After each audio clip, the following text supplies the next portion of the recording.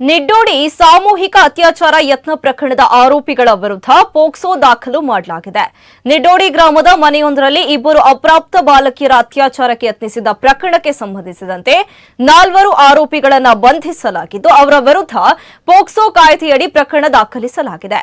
ನಿಡ್ಡೋಡಿಯ ಮಹೇಶ, ಕಟೀಲು ಪರಿಸರದ ಯಜ್ಞೇಶ್, ದಿಲೀಪ್ ಹಾಗೂ ಶ್ರೀಕಾಂತ್ ವಿರುದ್ಧ ಮೂಡಬಿದ್ರೆ ಪೊಲೀಸ್ ಠಾಣೆಯಲ್ಲಿ ಪ್ರಕರಣ ದಾಖಲಾಗಿದೆ.